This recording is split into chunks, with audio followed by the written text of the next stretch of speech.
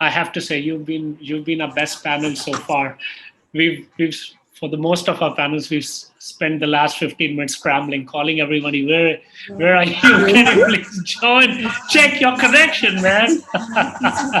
Really? Yeah, it's Not That's me. good to know.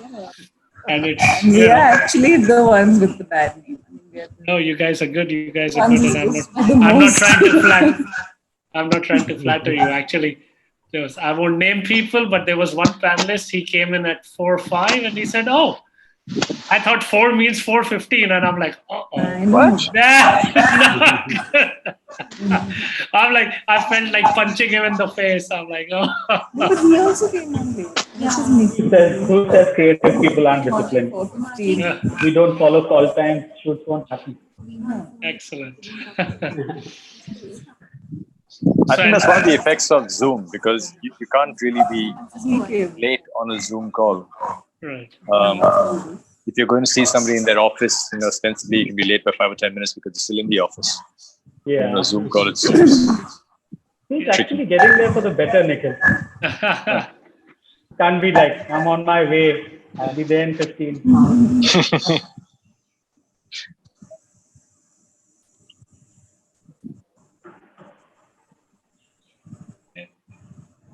Any questions from the panelists, like, or maybe even general about ideas for Goa? Happy to maybe answer any question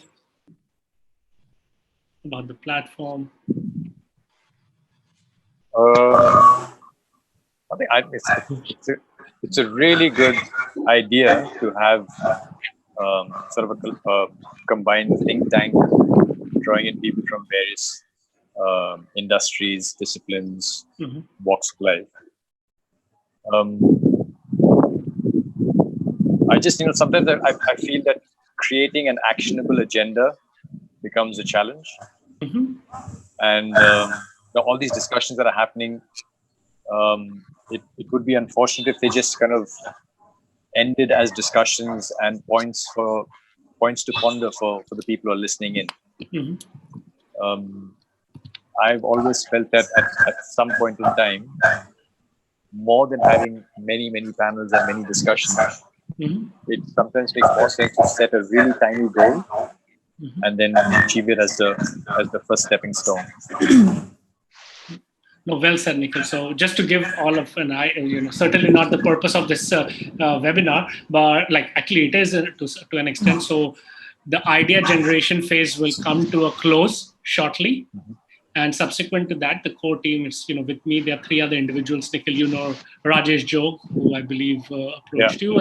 And then there's Sanjeev Khandelwal, who runs a sustainability organization out of Goa. And then there's DS Prashant, who leads an incubation center out of Margao. So it's the 4 of us. As private individuals, we started, we've got ambassadors, but we're going to be filtering those ideas, coming up with top 20, 25 ideas based on our best judgment, and also the crowd voting that's going on in the platform right now.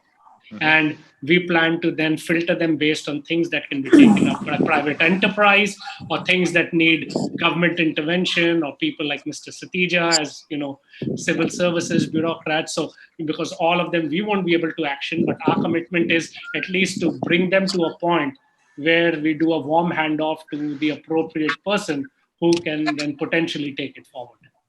So that's really the intention. I have a suggestion in this regard, which is to identify the lowest of all the low-hanging fruit and get that done and get that out of the way. Do all the easy jobs first, because then it gives the entire team and the entire organization the confidence that, these 5 things that we wanted to do, out of them 2 have already been done. Albeit they're the easiest ones out of the 5 to do, but then this feels like you've got the ball rolling. Fair enough. So identify all the low-hanging fruit. Yeah. Just get that. However simple it is, just get that done. Because the more complex issues will have multiple stakeholders, multiple issues to be taken care of. And then everybody can possibly at some point in time feel like nothing's happening, nothing's moving, because so many different people need to tick their boxes. Sure. Absolutely. So, do the easy stuff first. Yeah. Quick and actionable. Yeah. Matters more. Progress over perfection. Absolutely. So I'll go off. Sorry. I'll go off camera and I'll also mute myself, but I'm here. I'll be on private chat with you if there's anything you need. Just Sure. be on No chat. problem. I think if everybody's on headphones, it's generally the best. There's no Yeah. feedback at all. Yeah. Otherwise, whatever you're hearing is coming back on the microphone. Yes. It also depends on the device. Sometimes on some laptops, if the microphone and the speaker are close to each other, Yeah. that can cause an issue. Okay. Yeah. Okay. Thank you, panelists. I'll be off camera now. Thanks a lot. See you, Mayank.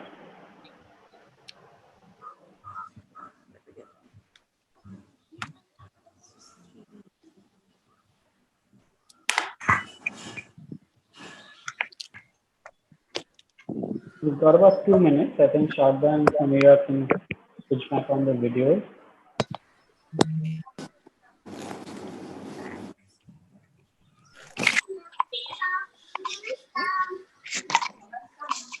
Nikhil, we loved Supersonic this time. I was there for all the 3 days.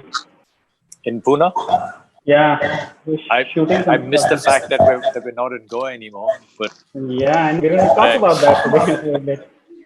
Sorry, Aritra, I'm coming in again. Am I audible? there is Aritra, some, am I audible? yeah, there is something that's a lot of background noise with somebody. I don't know who it is, but there's a lot of background noise. The attendees. Maybe it's me. Quietened a bit now. Yeah, I think it's better now. So I can again hear myself and feedback.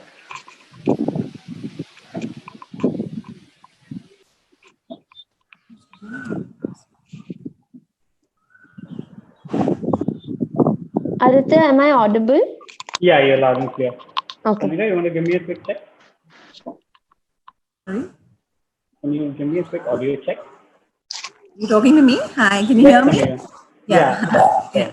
There's a little bit In of fact, I can barely sort of hear you. But You might need headphones. I think that'll be a better actually, idea. Sharda's headphones are very sensitive. So Sharda, even when you're touching your earpiece, your microphone's picking up you Okay. touching your earpiece. So you actually have a Okay. very sensitive microphone on your device.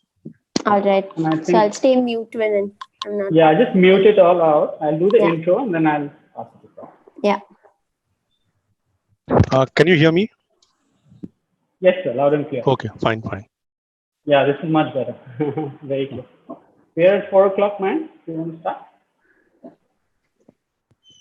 Trella, please put us on broadcast mode.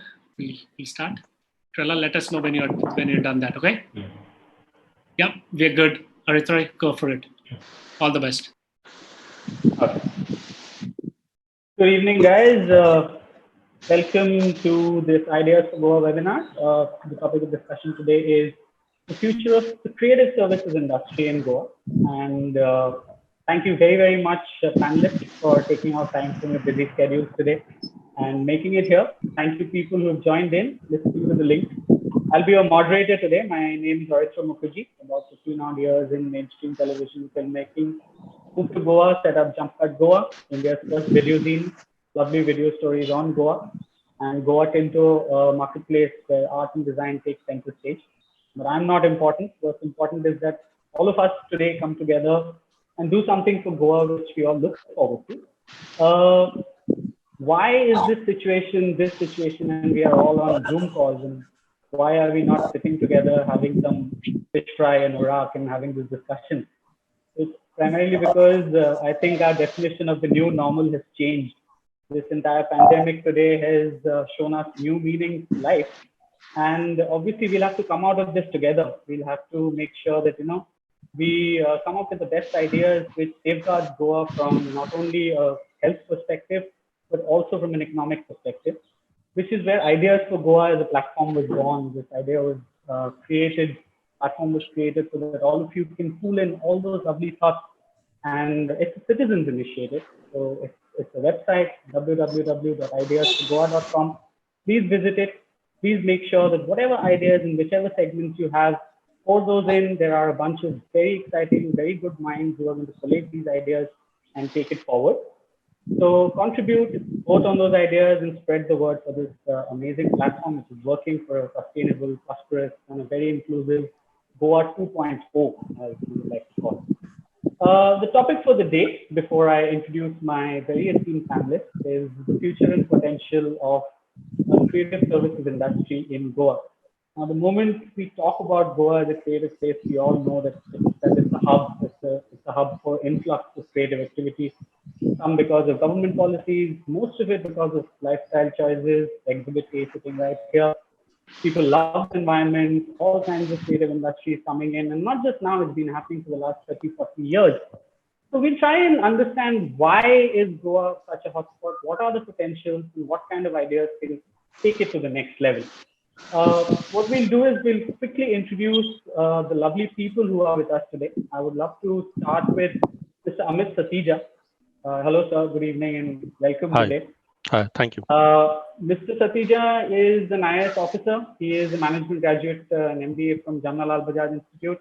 He is the Commissioner of Excise in Goa, and he's the CEO of the Entertainment Society of Goa, ESG, a place which we love very dearly. The guys behind IFFI, and last year was the Golden Jubilee edition, which is by far the biggest IFFI, and Mr. Satija had a very, very key role to play in that.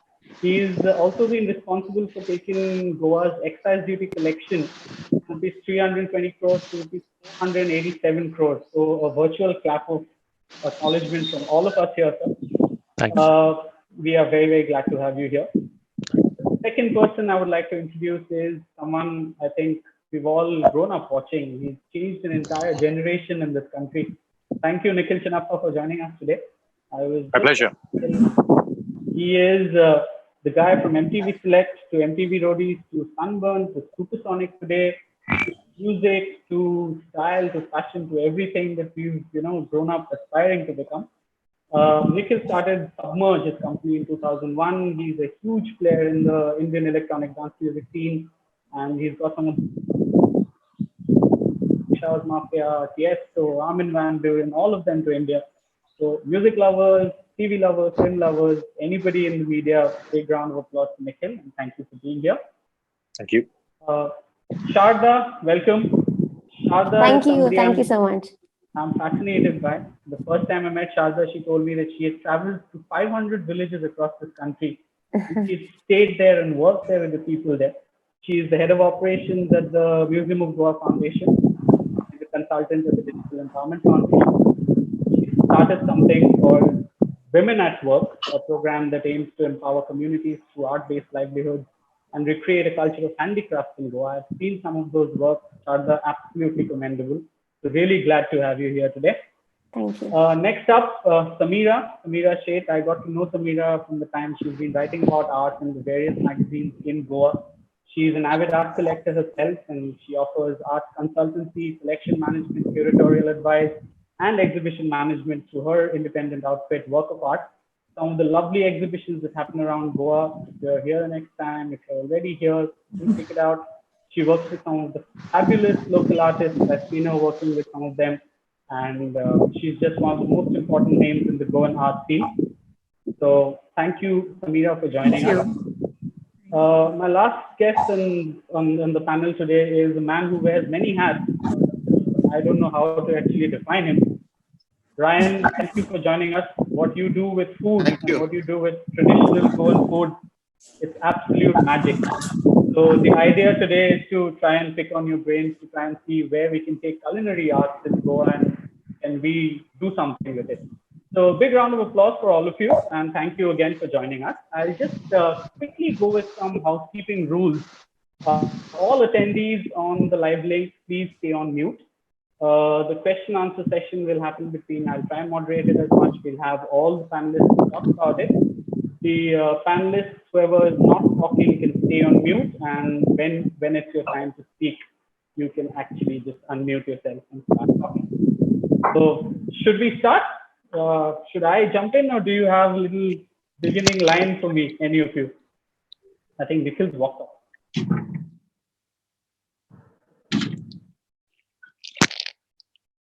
Super. All good, Nikhil? Oh, perfect. So I'll just jump in. We often talk about the moment we talk about creative arts, and in fact, a small anecdote is that just today I've had two people from Bombay message me and telling me what are the real estate situation in Goa like. I said, why? because we want to live and work out of Goa.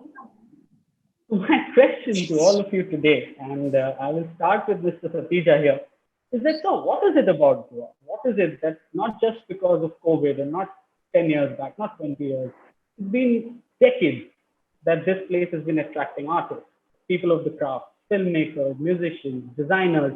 What is it about Goa that you think is so special? See, there are few things which you all know. There's nothing to repeat about. One, the people, they are so lovely out here, full of energy, full of enthusiasm, and full of creativity. Second, the physical infrastructure. If you see the beaches and the climate and all the proximity to Mumbai or Bangalore International Airport, exposure to abroad. So all these things were natural ingredient to attract anyone who is having any kind of creative mind. So not just restricting to films or ad shootings or anything, any kind of creative person, like whether he's from a field of art or culinary, you'll find him finally at least making a dash to Goa, trying his luck here at least for a couple of 2 years, 2 years, 3 years, 4 years, or at least in his dreams he wants to be in Goa for at least for some time or settle down here. So it's the if I summarize, is the lovely climate, number two, lovely people, and ingrained attraction towards art and all creative stuff, which you don't find in all the places. Some place might have some good infrastructure, but those other ingredients will not be available here. So that's why you see in such a short span of time, you could gather so many people here in Wembley House. And I think you must have left out at least 50 odd people who would be equally competent to come on the same. Yeah, let's not talk about that. I think I'll quickly move to Sharda on this one, because Sharda, you've been somebody who's been in Goa, you moved out for education, for work, and you've come back to Goa. So if you were to answer the same question, how do you see yourself doing that? So I think, we've seen so much of creative community coming into Goa, residing here. And I think for any art to thrive, there needs to be an ecosystem that is liberal, that is tolerant. And I think it's that air that Goa has, that vibe, that environment that is probably supporting arts to, grow and evolve here. So I think, apart from what Mr. Satija has said, that, besides all the other environment and infrastructure and all of that, I think it's Goa's liberal and tolerant attitude that, results in so many people coming here. Perfect. Nikhil, we've been, honestly in the television industry, and you'll know it better than all of us here. Goa has been a shoot destination forever. And, it was not always about being the shoot destination. You could be going to Jaipur or Kanyakumari, but the moment Goa popped up in the production list, it got a separate smile. Why do you think that has always happened to all of us, It's one of those answers. Firstly, I have to apologize for keeping my glasses on. I have a thyroid condition that makes my eyes puffy, so I have to keep my glasses on. This is not me trying to be cool. No, just want to apologize about that. We love it. So, it's a question that everybody knows the answer to in their hearts, but is sometimes very difficult to put into words. And I'll give you an example. People who travel to Goa for a holiday, if you don't absolutely need to be back in your home city on the day that your flight is booked, you always change your flight when you're in Goa. Doesn't happen when you go to Jaipur, doesn't happen when you go to London, doesn't happen when you go to Singapore, but it always happens when you're in Goa. If you're scheduled to fly back to Mumbai, Bangalore, Hyderabad, Chennai on a Wednesday, you'll always be like, can I stay till Friday? It has that mystical quality about it. And what is that mystical quality? We don't know. You might whimsically say that it's something to do with energy fields. There are places like Ibiza and Goa that have always attracted travelers and hippies over the years, and it kind of holds them there. And Goa has that mystical sort of charm to it. Even though, you might say कि यार मुंबई में electricity कभी बंद नहीं होता है, गोवा में बार-बार electricity बंद होते रहता है, but people still like to be in Goa because it has something almost soulful, ethereal about it. Which is why whenever there's a romance to it. And that's why I said, for people who've been there, you can feel it in your hearts. It's not easy to put into words all the time. Sure. So, Meera, you have been here last decade or so. And, again, the same question. You've spent a lot of time in Dubai and you've moved from there to Goa. How do you see that kind of, weighing one against the other? Dubai is also a massive place in the world when it comes to creative services, huge industry. So what about Goa in comparison to maybe another place abroad? So when I moved, I mean, we had the choice of moving anywhere, and I was quite sure that the only place I would move back in India to would be Goa. And I enjoyed living in Dubai a lot. It was very multicultural, very cosmopolitan, has lovely beaches, and I found that same vibe in Goa. And even though it was kind of a culture shock because it's quite rural and maybe not so efficient as Dubai, I think, I mean, within the first 2 or 3 days of being in Goa, I kept saying it's so pretty. There's a new aspect. It's It's pretty. just so pretty. I had no furniture. My container hadn't arrived. I was sitting in a chair on my floor. I mean, I wasn't even sitting in a chair. I think I was sitting on the mattress. And I was my tea and looking out at it raining. And I was like, I don't want to be anywhere else because just Goa is just so pretty. You can't get enough of that this lushness and this beauty all around you. And plus, not like what everyone else is saying, there's something intangible. The appeal of Goa is in the intangibility of, there's a lot of culture, there are layers of history. You see it in the architecture, you see it in the pawala, you see all this quaintness and charm, and it just lets you be. And that's the most perfect thing about, I think, for any creative person who just wants to be and, relax and enjoy yourself, your thoughts, your surroundings. So, yeah, that's Sure. Ryan, I'll take this question to Ryan. Ryan, you've been a thoroughbred Goan. You've been here, you've traveled around the world, being a chef. You've been in sailing. Are you happy that Goa has this image about itself, where creative people, minds, they come together? You yourself are into the art. What do you have to say? I think all the panelists have put it pretty clearly and pretty well. They've kind of set it out and they've said that Goa has that ecosystem, as Shraddha said, that encourages and attracts the kind of people. I call today Goa the Berlin of the East because Berlin has now emerged as Europe's new Paris, and where all art lovers or art-minded people have converged on Berlin. And it's become a huge ecosystem of artist-minded people, a high per capita density of individuals in one place. Goa has the potential to be exactly that. And why I'm saying that is that you can see how things have panned out over the last decade or so. And you have a huge migrations of people from all over India coming to Goa, taking pay cuts, working on much meager fees that they would normally charge in other big cities, just because they love the way of life. The other day I met an artist and he said, I take my wife for a ride just 1 kilometer down the road and back. I cannot do that in Bombay or in Delhi. I will have to deal with, for 1 kilometer, I have to deal with so many traffic lights, hawkers on the road, beggars, and so on and so forth. I don't get that ease, that elbow space, to live my life.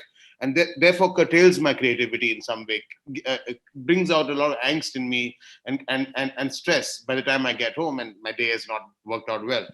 Yes, being in Goa all my life, we take it for granted. And then when you travel the world and okay, this is what we had, and there's no other place you want to get back to than Goa. And I lived in Florida, which of course is very similar to Goa, but I never thought I would come back when I went there. But after a while, Goa kept calling. And after a year and a half, I saw myself back in Goa. And I've been here ever since, trying to make a living for myself and have a good life and then travel the world from here. This is my launch pad of sorts, But Goa has evolved. Sometimes it's frightening where it's going, but it's also very encouraging when you see this huge fountain of creativity converging on Goa, and more so in the last couple of years, it's been even more intense. Yeah, I think moving forward, we'll try and balance that fright and the good part of things. So I think we'll move on to a little bit of brass tacks in terms of what are the productive areas we can focus on today. And my next question, I will come to you last, Nikhil, because I want to hear a little bit more from you on this. Is that, not from today, let's go back to the 70s when, the hippies were coming, and we seem to be talking about it more today with the hilltop parties. And over periods in time, there have been a lot of things that have happened in Goa, which, the sunburn when it arrived for the first time, it came to Goa. Think Fest came and went for a few years. Sunburns come back again. There are these operations that go on, so the serendipity has come, Sunsplash is happening in some corner of Goa, the Ad Fest is happening in a luxury hotel, Praxis is happening somewhere.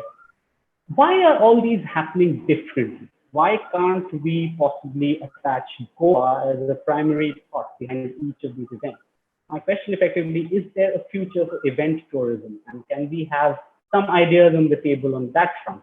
Mr. Satija, can I start with you, sir? Because you've been leading IFFI, which I think is one of the biggest festivals that, Goa has managed to take part in. What are your thoughts on this? Can we kind of merge them? See, it's already, if you see, even if it has not been planned in that way, but it has already been, happening in a particular way, and it suits almost everyone. For example, if we schedule from 20th to 28th of November, okay. Similarly, Serendipity days are almost fixed. Then we are having different kind of food festivals. We are having different kind of for example, there's a Spirit the Goa festival. Then we have private agencies which are organizing different kind of festivals, some art festival or some maybe under the aegis of Serendipity. Also, a lot of things happen during the IFFI time. Also, apart from the film, we also have different kind of cultural activities which helps promoting a lot of local artists and even from people from outside. In fact, last year we had a short film competition, mini movie mania. We had two sections, one national and one local. So it helped promoting a lot of talent in different fields, starting not just from the acting. All technical sides we had covered. Around 10, 11 awards for there in different fields. So there are 4 months in which it's difficult to do anything outdoor here. For example, Sure, from I think monsoon, June to October is like this thing. almost But October, remaining months you'll find that something or other thing is happening. Okay, may not be, you'll find a totally structured calendar is being issued by some organization or by the government, but it's already part of everyone's tick list. Wherever he or she wants to be. So people accordingly plan their calendar record. Fair. So I understand what you're saying. Sharda, my question on this one, taking it a step forward, is post this pandemic, post this lockdown, things are bound to change. Do you see physical events changing structures? You guys also do an affordable art fest at the Museum of Goa. Culture of physical events, a lot of film festivals around the world, like Cannes, places have already put it online. So where does it go from here? Yeah. So, I mean, firstly, I would just like to share that during this lockdown, if there was one thing that kept our sanity intact, it was the arts in all its forms. All of us watching videos, music videos, films and documentaries, DIY craft or fashion or reading books or whatever it was. I think art was one of the things that kept, us going through these pressing times. So I think art will never lose its importance. I think it was valid then, it will be valid today, and it will be valid even post-COVID. But I also feel that art will evolve in the way we consume it. So, of course, I'm sure that for a while there will be physical barriers, and maybe we won't be grouping in together to perform and dance and look at art. But I think digitalization and using that as a medium to promote art will probably be the next way forward, Right. especially when it comes to the events. Yeah. Fair enough. Ryan, you have seen a lot of these events come and go from Goa. Some attach themselves very, very seriously so that the place itself became quite very important. Those fizzled out, a new set came in. How do you see event tourism? What could be done to kind of get that traction, yet be careful of the world around us? I think we just have to. We seem to be going in a very good direction of late. You see lovely festivals of world-class standards born out of Goa. Okay, we have Serendipity, that's one of the larger ones. The affordable art fair at the Museum of Goa. There's a lot of conversation that has been driven around art, whether it is contemporary art, whether it is dance and performing art, whether it is theater, whether it is cooking and culinary arts. A lot of chefs' tables being hosted in Goa by home cooks and home chefs and even professional chefs for that matter. The new concept that I've been talking about now and trying to push it is the backyard kitchen. And many people in Goa today have moved to Goa, chefs have moved to Goa, or even hobbyist cooks who have moved to Goa and looking to make culinary or food gastronomy a part of their professional career and make a career out of it. And these smaller models of business are taking a lot of getting a lot of traction, and a lot of people are opting for these as something unique, something quaint, something different, something fresh and new, and something that they don't know about, something mysterious. We're always in awe of the mysterious, right? And we want to try something new, and you never know. We just catch on to it, cling on to it, and stick on to it as a thing to do in the future. So I think the world is talking a lot of negative stuff about the pandemic and the way that things are difficult, but I think there's so many beautiful positives that are coming out of this, because it is making the human mind work that much more to push the creative boundaries beyond one's imagination. And as a result of these trying times, I think a lot of beautiful things are going to come out, and I'm actually excited about it. Because of course, one is to stay safe, stay home, and social distancing. But I think of conscious social distancing without being very rude, without being very brash and abrupt to the others. Conscious, respectful social distancing is what I would like to term it as. So I think that's good. Peter, how do you see this, Sunny, in your world of art and galleries? And how do you see people coming in to Goa for a particular exhibition that's going to happen? I think the big format events are going to change, or it's going to take some time till those can happen again in a free way, because the restaurants have to be up and running, hotels have to be up and running, flights have to be up and running. But besides that, there's a lot of people who come into Goa anyway because they have homes here, and the local crowd, and is always looking for some form of, some people buy into Goa because of its rich sort of cultural and artistic beyond. So then I think the smaller format, more intimate events. Anyway, when I curate an art show, it's pretty small format, and it's quite sort of gathering. So I think that will maybe gather momentum in the near future. And then long term, once this all settles down and works out, it will probably go back. Because you can't deny the vibe of a sunburn, or you've got to be there, you've got to experience it with other people. But in the meanwhile, we can deal with smaller events which still satisfy that creative yearning for something, ways to connect over something creative. I hear you. Nikhil, the question comes to you. Samira suggests smaller events. I think that's something that's been popping up a lot in conversations, and you are the master of big ticket events. Be it Starting Sunburn or now it's Comic. How do you see that panning out for Goa?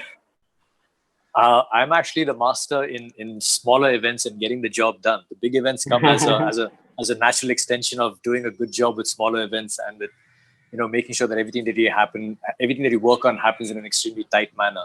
And I think most people are right that big events will take some time to come back. As an event industry, we're working on protocol right now to figure out how we're going to do these big events. Because let's face it, COVID-19 is not going away anytime soon. And it's good that we're all being positive and we're all kind of banding together as humanity. But the fact of the matter is, and there's no easy way to sugarcoat this, COVID-19 is here to stay. We need to adapt. We need to learn how to relive and relearn some of the things that we've understood in the event space, and get on with life. From the ticketing experience, the way the box office is planned, the way the parking lots are planned, the way the bars are planned, the way the backstage area is planned. You need to focus on health and safety, not just for your guests, but also for your staff. You need to create protocols for every single person that comes in case anybody's detected with an illness within your event. How do you deal with that? So all of those protocols will have to be worked on before you can actually stage an event. But that is, a little while further away in the future. For the time being, just as we spoke before we went live, I think what makes sense is to try and identify what are the lowest hanging fruits in your entire basket of list. In your laundry list of things to do, and get those things done. Give not just customers and guests and fans the feeling that life is moving on, but also give the industry the confidence that things can sort of happen and we can adapt in a post-COVID world. I think we need to get down to doing that. And we also have to understand that, like I said, we're going to realize this about a year down the line, that COVID has actually been a watershed moment in humanity. Because, like someone just pointed out, you need to be at a large-scale festival to experience it. And that's never going to change. the person who likes to go to a football game, who likes to go to a cricket game and be there in the stadium, right? That person is not going to change. But guess what? There's also a person who says, I like watching the football game at home or the cricket match at home because I get action replays, I get expert commentary, I get a cold beer from my fridge. I don't have to be in the dhakka mukki of the crowd in the stadium. I have air conditioning. So you've got two different sorts of people, right? But the first kind of person who said, I want to go to the stadium has now been subjected to 2 months of this.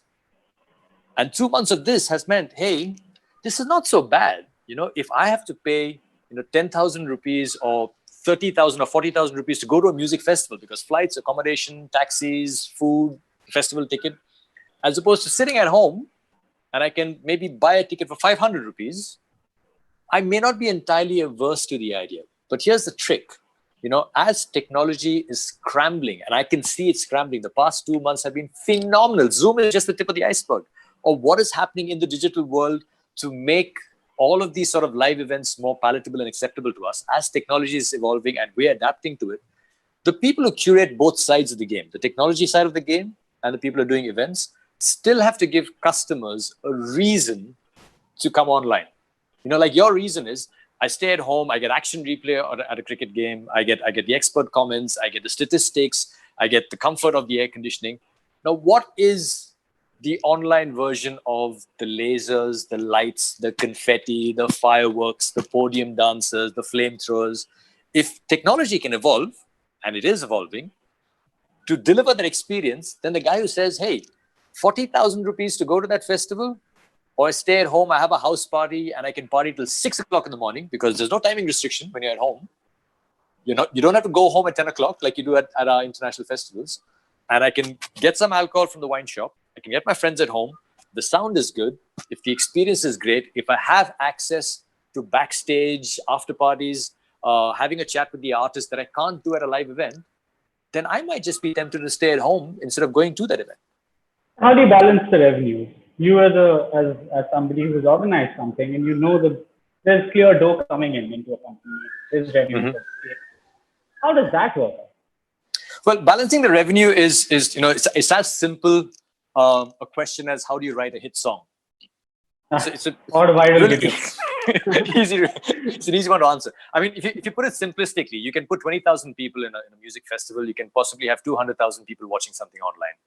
So the economies of scale can work out. But at the end of the day, whether you're doing a music festival on ground or whether you're doing an online experience, the experience is what's going to matter. And you have to figure out how to make it an attractive experience for people who want to participate in it.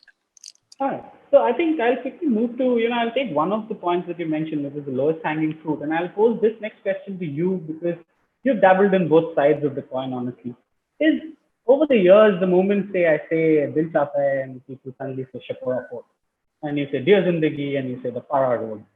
Goa has always been at the center of films, the way we Indians have consumed films. We've done a bunch of television shows, TV commercials, everything in Goa. Do you think we can turn Goa into a legend, a formal, beautiful film destination that everybody is looking for? No, absolutely. That depends on the infrastructure that is given to film producers and people who make films, and also the kind of locations. I'll come to Mr. Khatija right at the end of this. Yeah. The locations that are offered, and let's be clear about this. A lot of us may say that Goa was, made by the hippies. The truth of the matter is Goa was made by Bollywood.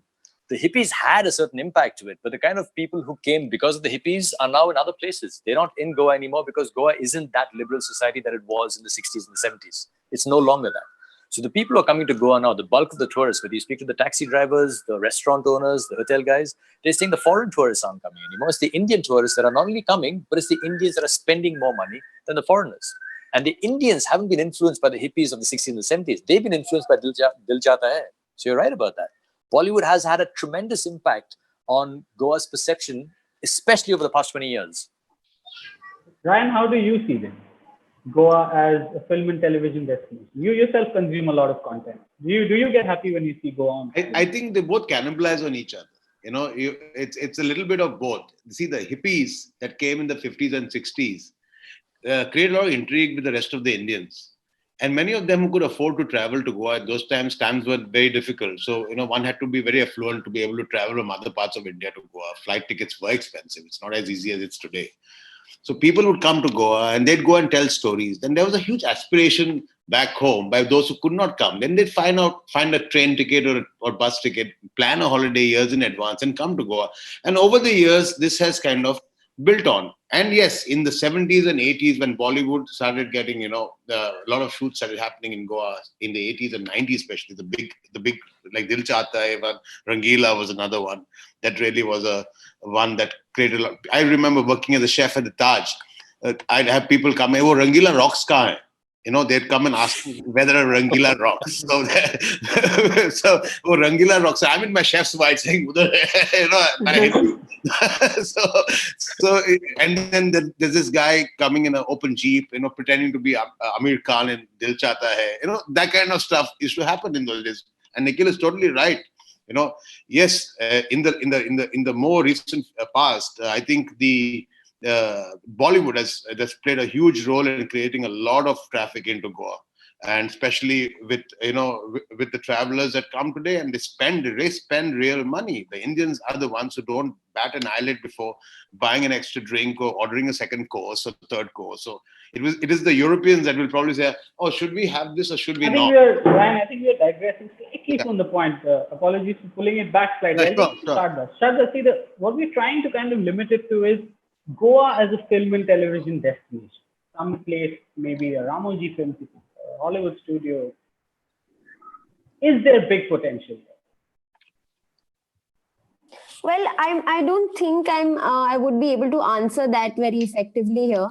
But what I know is that the picture that's painted of Goa at this point is one of where we can party, and it's I think it's a very incomplete picture. Goa has much more, and even for the Bollywood industry, even for the tourists who come in, there is a lot of cultural heritage. There is a lot of Goan stories, local stories that people don't know about, and I think over the last few decades, we've not been able to portray Goa's real stories, I would say. And it's very tokenism. I would, the appreciation is very symbolic. It's very superficial. And there is a lot more that we need to explore. And here I would then just like to sort of say that, Goa has a lot of handicraft industry, the arts, for the arts. And I think that is one area that is untapped and has a lot of scope, I would say. Even, economically, it could be a viable option with design, with technology coming in, to actually use the brass and copper makers, to use the grass mat makers, to use embroidery, crochet. There are so many art forms that are untapped. I think I'll come to that separately. Aritra, can I just step in here for a second? It's a very important point that's been made over here, is that Goa has so much more to offer. And that's one of the things people love about being in Goa, is that Goa as a place allows you to interact with it in any which way you want to. If you want to work your ass off, you can do it in Goa. If you want to work and chill, you can do it in Goa. If you want to party, you can do it in Goa. If you want the arts and culture, you can do it in Goa. Now, all of these different pieces of the puzzle that make up Goa, and that allows you the freedom to say, hey, I want to do this on a Monday, I want to do it on a Tuesday. All of these pieces need to be developed, because there's no point in, let's say, Sunburn saying there's too much attention going to films. The films people saying there's not enough attention going to arts. All of these different pieces need to sort of ramp up and step up, so that the people who are coming to Goa and saying, hey, what a beautiful place. It's got the destination, it's got the food, it's got culture, it's got art, it's got music, it's got nightlife. All of these sort of places need to be advertised as individual sort of elements. So that on a Monday, if I feel like, doing an art thing, I can do that. On a Sunday, if I want to go and have a great meal, I can do that. So all of that needs to be elevated in some shape, form or the other, rather than pulling each other down. I hear you. I think I'll come to the slightly technical side of the question from Mr. Satija here. A lot of us who are actually in the business of production, the films, the digital videos. Today, a lot of things, the moment you compare it to a Mumbai, for instance, you don't have the red cameras and the Alexa cameras that you use for shoots. You don't often know where to go for a single window clearance. There's not a lot of stuff, which personally, I think we can train the people around here, maybe to be a light attendant, a camera attendant. These are all crafts that can be taught to people. What can we do, sir, from your point of view, from the government point of make this one of those destinations that say Croatia is doing today, or Fiji is doing, offering sauce? What is the plan there? See, we are working on 2, 3 fronts here. Number one, the most important thing is the physical infrastructure about which you just spoke about. Now, film shooting requires a lot of support in terms of technical infrastructure, in terms of human infrastructure. So ESG, as what it's trying to do in the next maybe few months or a year or so, to develop a talent pool which can be very handy for the people who want to come and shoot here, so that they don't need to bring the entire crew True, from down. home, and then they save on their cost. Number one. Similarly, we want to have a asset base of certain infrastructure, certain equipments, tools, which can be readily available to them, and rather than transporting it from Mumbai or some any other destination. So this will be the second thing. Now coming to the point of ease of shooting, that is one of the most important aspect, and this is also one of the most important key agenda point of the honorable CM also right now. So we are internally talking to different stakeholders. For example, right now you come to ESG for an approval, we give approval, but still there are complaints of people facing different kind of harassment at different level. So we are trying to iron that out, number one. Number two, we are also trying to find out people, or trying to teach people that what kind of approvals they need at, and what can be given automatically. So rather than being it very restrictive that you need this 10 sort of approval, we want to cut it down as less as possible. So you see the calendar. If this place is available, you book on your own. There will be a rate prescribed, and you pay the amount, and the place is for you. You can use it for 12 hours or 5 hours, whatever time is isn't it? Next is there are limited number of line producers here. We have already had a discussion last week also. We are trying to increase the number so that we can have more avenue for different kind of, because everyone cannot have a 100 CR plus budget, and Sure. there are small producer, there are small amateur artists also, those who want to venture into, they want to try their luck in this field. So we are working on the physical infrastructure, technical support, and infrastructural support. Now coming to, for the sake of repetition also, I would like to say once again, everyone finds its own identity in Goa. For example, somebody wants to shoot architecture, Portuguese Yeah. architecture, or European. So first place you'll land up in Goa. You want to, you have a church scene, in your ad, in your film. First place you'll land up in Goa. In fact, many of you would not be knowing there are a lot of people who come to Goa for even temples. Sure, of course. Yeah, Huge yeah. part of it. So there's so much of variety here, flora and fauna. The beaches are like one of the things which anyway Bollywood has shown. So in addition to that, there are so many festivals, so many things are happening here. There's a huge scope. One set of infrastructure is already available. For example, hotels and travel tourism connectivity is Yes. already there. We just need to push it, and we all are working towards that. I think it should happen in definitely in coming days. Excellent. Are you trying to get private players in as well? A lot of hotels maybe which don't have the room nights today, can they be used as locations for shoot? Are we getting the local talent in as musicians coming in, music producers coming in? All of this combines, in the process of filmmaking.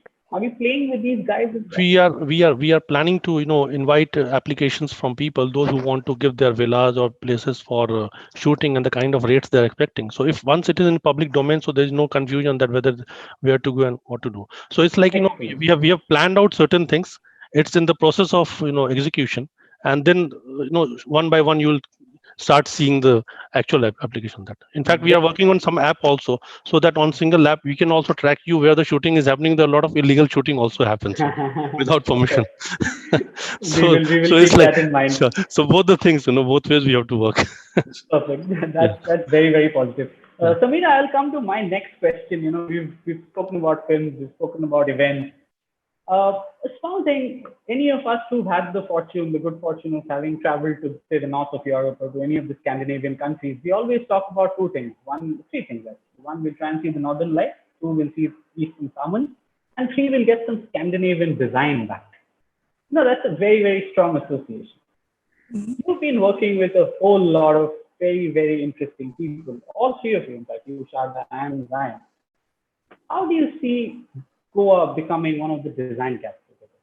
do you see a potential in being able to take design as an element and being able to promote that? I'm not sure if this sort of, in a sort of offbeat, in how to say, tangential way, I feel that there is, that I feel quite bad that we don't know so much about Indian artists as we do about Western artists, say. Why is that? Because the local is not really like how we've just heard that we should be more vocal about the local.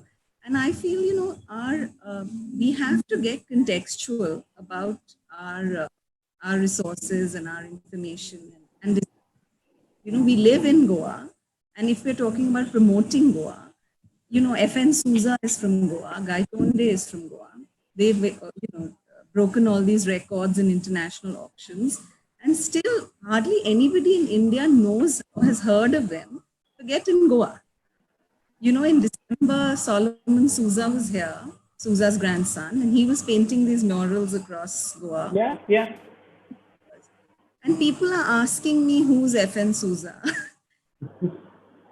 Shocking, So it's like, so coming back to design, I think we need to work with designers and artists in Goa, turn the spotlight on them, and kind of create a lot of documentation so that sort of focuses attention, archive their work, write about it, make it more meaningful. And then when it's projected to the world, it will automatically garner a larger audience because it will be in a more serious sort of way. So I think there's a lot of potential in Goa. I think it boils down to being a marketing thing, right? It boils down to how you market an artist, a product, an art form. Resources are there to be marketed.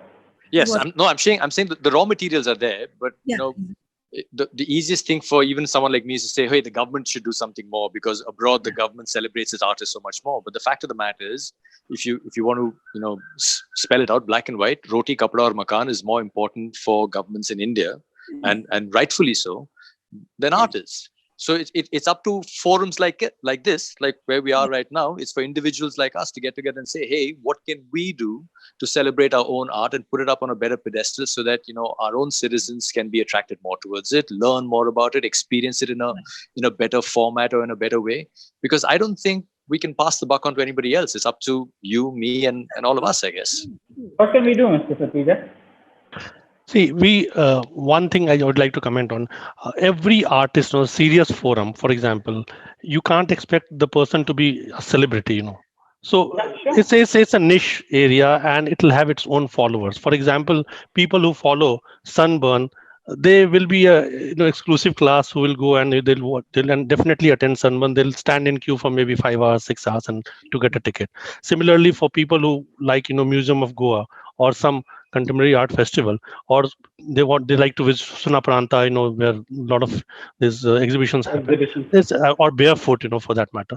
It's a totally different class. Okay, so these are the two different sets of we should not compare them. Number one. Number two is government. What Nikhil said is absolutely correct. The priorities absolutely would be health and education and the social security schemes and everything. But nevertheless, government has been doing and promoting a lot of activities in different fields, not just films, different forms of art. So many artisans, like for example, there is a Hunar art was in Delhi. You must have heard about it. There's so many artisans, so many people from tribal areas and remote villages. They could showcase their talent, and people could understand that these kind of things are available there. And especially in the world of so much of technology and especially better movement of goods and things, so it's much more easier for you to get any artistic product from Chhattisgarh or Bastar or Jharkhand in your drawing room, and it was so difficult earlier 10 years back or 20 years back. So the challenge is not just for the government but also for the private sector. For example, a technology like Geo, it reached up to the villages of the country. Okay. Similarly, what Nikhil was saying in the beginning, like when we are transferring a physical entertainment form to the digital one, how cheap it can be, how fast it can be, and how efficient it can be. If it gives you a similar kind of feeling, exactly, it cannot be matched. but it has to be fast, cheap, and ease of using it also very important, because a lot of people will find it very cumbersome to use this kind of technology. I can imagine. Sharda, you've been working very, very closely with women at work. I have two questions for you in the same regard. One is that there's obviously a huge potential in being able to develop traditional arts with people who are working possibly in the rural background. There's another side to a lot of international artists who are working out of Goa. How do you combine the two? Where's the potential going from there? So I think, just also to take from what everyone else has said, I think art slowly has become, a thing of the elite. That's how we perceive it. We have not let it trickle down to the masses. I mean, exactly what Samira said, that, if you know Amitabh Bachchan, if you know Shah Rukh Khan, why don't you know FN Souza? Why don't you know Gaitonde? They are as important, in this particular field. But that's happened probably also after colonization, and a lot of, even just us not valuing our arts enough, and I think that is one of the main reasons why we've not been able to take art to a larger audience. In the past as well, art was almost a community driven affair, where there were communities creating art in the sense that they made their temples, they used to carve their own furniture, they would paint their own houses, create things out of bamboo. And I think a lot of this handicraft sector is the second largest workforce in the country after agriculture, and it has What do we do immense then? scope. It has an immense scope. Now, for Goa, for example, if as a tourist I walk out and I want to buy something of Goa, what do I buy? I buy a I Love Goa t-shirt, or I buy a coconut that is in the shape of a monkey, or I probably take cashew nuts and feni home. Besides that, Goa does not have anything that we can call our own. You go to Right. any tourist destination in the country, there is a souvenir that you can take back home. And I think handicrafts as a sector has immense scope for Goa, because it's not about, saving what we've lost. I'm not saying let's save our culture and all of that. I'm saying let's reinvent it. Let's reinvent a new tradition of handicrafts for Goa, which has both a local as well as a tourist market. Can I I'm- comment? Right? Can I I'm get going to it? say something. Yeah, it's a very good point that Shada has put. And also, what was playing out in my mind while all this conversation was going on is basically we need to make our handicrafts relevant to today's context. We don't Exactly. want that same old, that nostalgic thing that we were banging on the head. Go to Nagaland, for example, you get two spears and a machete. That's everywhere in all the supermarkets, all the stores, all the kiosks. We need to create something more stylized using the techniques that are traditional, no doubt. Using our techniques that are traditional. See, one great example of that is what Wendell has done with the Kundi fabric, and he has contemporized it and brought it into modern fashion. And then we can say it's truly Goan because it has got that distinct signature of Goan crafts. So yes, we need to make our designs and our handicrafts more relevant to today's age and time, I think, rather than. And this is also an unpopular thing to say, maybe in this forum, but Yeah. no other Okay. state or place in India has an I love. Nobody wears I love Hyderabad T-shirt, or an I love the Taj Mahal T-shirt, or an I Bang love on. the I think Qutub that Minar. deserves So a clap, Nikhil. I love Goa is the only sort of recognizable T-shirt that people say, oh, okay, I buy that. That is modern contemporary art, as much as some of us may not like it because our tastes are different. But the fact is, it is a piece of pop art. Yeah, but honestly, you're right. But But- also, when I'm talking about reviving, we're talking about No, but- holding on to our traditional techniques and Ryan, skills. I agree with you. This was a slightly divergent thing. Slight I'm not deviation. disagreeing with you at all. You're absolutely Okay. right. Yeah. If you want the 21-year-old or the 25-year-old today to buy a piece of Goa, you have to make it contemporary. You have to make it relevant to him or her. Absolutely. I have a In I this Love day and Colaba age. t-shirt, by the way, just for the record. Damn! Okay. I think Santa has one been one left very behind. one huge part of the creative services, and I think all of us will completely, with this, and we don't seem to kind of talk enough about it together. So I think I'll open it up now. Is culinary arts. And Ryan, I'm going to come to you last. Food is something that I think unites all of us. And the moment you talk about food and Goa, oh my God, different kind of emotions, different kind of sounds come in.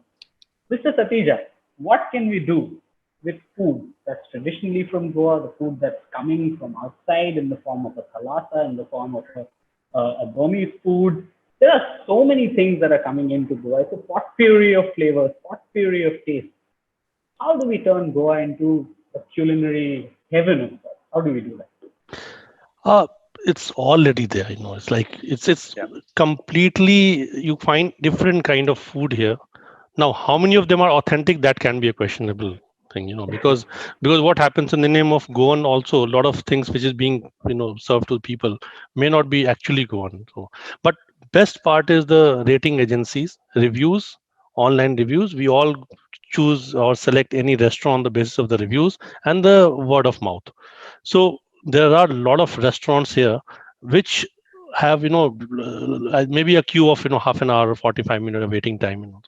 So this is one area which automatically grows. Like there's a saying, even if in the recessions, the one industry doesn't go down, that is like food industry. So it automatically picks. The government doesn't need to push it. And people, especially in India or anywhere, like throughout the world, you find people love food, different kind of food, and they search for it. And how many of us are actually eating the same food what we used to eat in our childhood? It has changed so much. It has changed so much, and we go, we search, and we find out the best food which is suitable for our palate. It's not like what is being sold. For me, the food industry would probably be one of the low-hanging fruit, because correct. As Indians, we love food. Goan food is already famous all across India. The fish curry, prawn curry, the reshad masala, the balchaos, they're already very, very popular.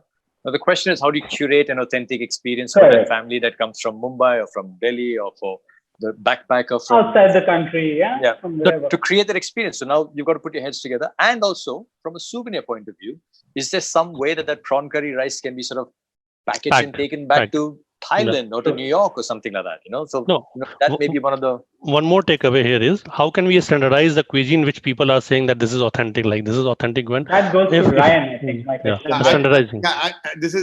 Indian cuisine per se is not standardized. Indian cuisine. Let's not talk about Goan. Indian cuisine. It's not like French sauce. You have a bechamel, you have a hollandaise, you have a espanol, these are standard classic recipes. They don't change. Okay, and then you have variations to these which are called derivatives, and so on and so forth.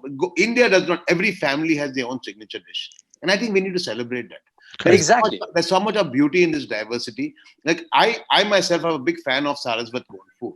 So I know one Mrs. Naik who makes the best shepeti poy, or somebody else who makes the best shakuti, and somebody who makes the best human. And I make some, I have some heirloom recipes from my family which I've been now trying to celebrate. See, what I have been doing with food over the last 2 decades, along with some of my peers, is that we've been trying to tell chefs to create new dishes today. As the marketplace evolves, so should the cuisine and the tabletops in the houses. Okay, many of the dishes that are cooked in our houses are not seen in restaurants because they don't have a particular name. It's just a dish that is there. Sabji kya. It doesn't have a name. It doesn't have a patal bhaji or a sarpatel or a shakuti. It doesn't have a name. It's not Christian something. Therefore, we have to understand the concept of generic dishes, like chicken served with beans and this and that also is a dish. So, we need to, learn to evolve our cuisine, create new dishes today that probably will be classics tomorrow. Some of them will get thrown by the wayside. Some of them will be accepted. Some of them will be rejected. That's fine. Let people be the true judge for that. But what I have been saying is that, why are we so close-minded? So now adapting time into our cuisine, now that it's available in the marketplace every day. Our forefathers accepted chilies from the Portuguese that they brought to India via Goa. And now today we cannot see Indian food without chilies in it. And we cannot imagine Indian food without chilies in it. So all the new ingredients that have come to the marketplace, we'll have to now start adapting it into our cuisine. And that's what we've been doing with Sodo. So I've been doing a full circle on food, where we've been encouraging people to reignite their wood-fired kitchens in their houses, their chulas. Okay, like the Honorable Prime Minister has done, Ujjwala India, taking the LPG to the rural India. I'd say bring the firewood to urban India. So we have to now start rekindling that desire for understanding the flavors, the sounds of the crackling, the fire burning in the fireplace, the little gas that just explodes, and then you have a crackling. It's beautiful. It's such a beautiful feeling. Ori, you and I have cooked a few firewood meals ourselves, right? The lovely paella that we did. Yeah, Ryan, what I'll do is I'll quickly jump in because we've got 4 minutes left and I'm very bad with time. So Okay. we will discuss Go this for it. I once can once talk this for hours. lockdown is over. Once Just this stop lockdown me. is over, Stop we all get it. A few quick questions from the attendees here, and I'm just going to take them very short answers, quick ones. From an anonymous person to Mr. Satija. Do you think that government spending on the arts and cultural events will reduce in the aftermath of the COVID-19 crisis? Oh, that's a policy decision. As of now, I won't be able to comment on that. Perfect. Excellent size of the answer, sir. Thank you. From Mr. Werner Gibbs, a question I'm guessing for Nikhil. There are many Goan musicians who've always been performing for their bread and butter. How can original music be developed with these guys? Well, music is one of those things that you just have to keep at it. I've never programmed any artists at my festival because there's a lot of push towards gender equality. So they say we should have more women artists in festivals, and I'm very pro supporting women and giving them equal opportunity. But my wife is an artist, and she'll be the first person to tell me that you book an artist for their talent and not for their sex. So for Goan musicians, for Indian musicians, for anything that comes out of the place that we all know as Goa, you will still have to compete in the marketplace and raise your own levels of excellence. You just need to keep getting better and better till you can stand up and say, I'm not the best in Goa, I'm the best in the world, because that's the standard we need to aspire to. Excellent. I think another question for all the creative minds here, again from Werner, and that's a very interesting suggestion actually. He says, for Konkani movies and theatre, could the government create an OTT like Netflix or ZEE5 and cater to the expat population around the world? I don't know who that answer should be from. I think Mr. Sapinta, you'd be the correct person to do that. Gives me also an idea to start on something. So we might all collaborate. As of now, we are not thinking of the Konkani movies as of now, but we are trying to have a platform through which we can at least reach out to people, especially in terms of some workshop or maybe some master classes, some discussion or some kind of shows also. So something will come definitely. Okay. Perfect. I think we are doing very well for time. And I think once all of this is over, we are going to gather in Ryan's backyard for a very, very slow cooked, beautiful meal. I promise you, he's the most wonderful cook. We'll discuss art there. Objective again for everyone on this panel and for all the attendees is to visit www.ideasforgoa.com. It's a place which is free of cost, and the only thing we are asking for is ideas. So, well, here's an idea, Ritra, and this comes from something that Ryan has just said, and we're talking about how it's difficult sometimes to get Indians to discover their own artists or their own art forms. Since food is such an important part of our life in India, and meals are such an important part of our daily rituals, there may be an opportunity to create an experience where there's great food with a wood fire, which creates an experience, which Ryan's talking about, and juxtapose that with some handicraft or an art form where while somebody's food is being cooked, you can also go and see how a certain art form is being created on the side. It comes from the idea of having your tandoor sort of in a large window so people can see the roti being made. So maybe some of these experiences can be double-hatted. So someone who comes to eat a great meal can also go, hey, I picked up this really amazing handmade pencil that's made by a local villager in Goa. And the pencil, and I saw this actually in the north of India, the pencil has a tip that has a tomato seed in it. So when you finish the pencil, you're supposed to plant it. It's such a great idea, especially for kids. So maybe there's a way of sharing platforms and creating cross-communication and cross-marketing. I think we can start with the 6 of us here, and there's definitely potential there. Thank you very, very much, ladies and gentlemen. Thank you for joining us here today. And I think we'll stay connected in one way or another. Thank you very much. Have a good day. Bye-bye.